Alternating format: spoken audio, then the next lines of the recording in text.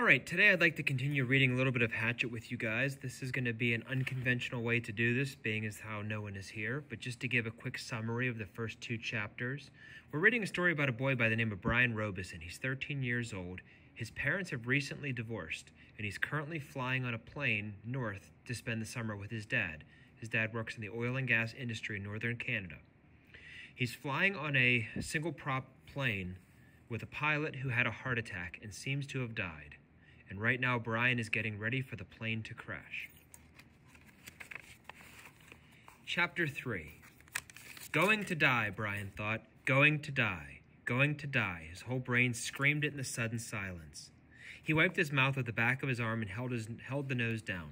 The plane went into a glide, a very fast glide that ate altitude, and suddenly there weren't any lakes. All he'd seen since they started flying over the forest was lakes, and now they were gone. Gone. Out in front, far away at the horizon, he could see lots of them, off to the right and left, and more of them glittering blue in the late afternoon sun. But he needed one right in front. He desperately needed a lake right in front of the plane, and all he saw through the windshield were trees, green death trees. If he had to turn, he didn't think he could keep the plane flying. His stomach tightened into a series of rolling knots, and his breath came in short bursts. There! Not quite in front, but slightly to the right, he saw a lake. L-shaped with rounded corners, and the plane was nearly aimed at the long part of the L, coming in from the bottom and heading to the top. Just a tiny bit to the right. He pushed over to the right rudder pedal gently, and the nose moved over. But the turn cost him speed, and now the lake was above the nose. He pulled back on the wheel slightly, and the nose came up. This caused the plane to slow dramatically and almost seemed to stop and wallow in the air. The controls became very loose-feeling and frightened Brian, making him push the wheel back in. This increased the speed a bit, but filled the windshield once more with nothing but trees, and put the lake well above the nose and out of reach.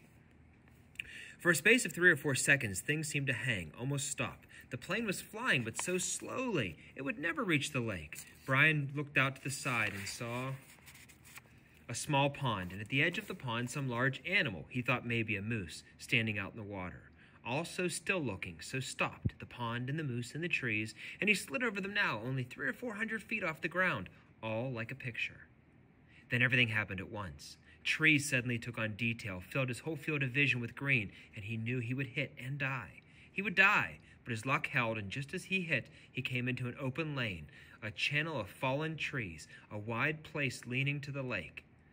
The plane, committed now to landing, to crashing, fell into the wide place like a stone, and Brian eased back on the wheel and braced himself for the crash. But there was a tiny bit of speed left, and when he pulled up on the wheel, the nose came up, and he saw the blue of the lake. In that instant, the plane hit the trees. There was a great wrenching as the wings caught the pines at the sides of the clearing and broke back, ripping back just outside the main braces. Dust and dirt blew off the floor in his face so hard that he thought there must have been an explosion. He was momentarily blinded and slammed forward in the seat, smashing his head on the wheel. Then a wild crashing sound, a ripping of metal, and the plane rolled over to the right and blew through the trees, out over the water, down to slam into the lake, skipped once on the water as hard as concrete, water that tore the windshield out and shattered the side seat window. Water that drove him back into the seat. Somebody was screaming as the plane drove down into the water. Somebody screamed tight animal screams of fear and pain, and he didn't know that was his sound. He roared against the water that took him and the plane still deeper, down in the water. He saw nothing but sensed blue, cold blue-green, and he raked at the seatbelt catch, tore his nails loose on one hand. He ripped at it until it released, and somehow the water, trying to kill him, to end him, somehow he pulled himself out of the shattered front window and clawed up into the blue, felt something hold him back, felt his windbreaker tear, and he was free. Tearing free, ripping free, but so far to the surface, and his lungs could not do this thing. They couldn't hold, and they were through, and he sucked in water, took a great pull of water that would finally take him, and his head broke into light, and he vomited and swam, pulling without knowing what he was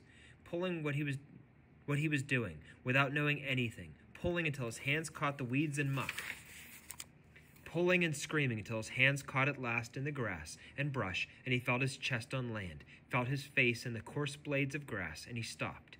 Everything stopped. A color came that he had never seen before, a color that exploded into his mind with pain, and he was gone from it all, spiraling out into the world, spiraling out into nothing. Nothing.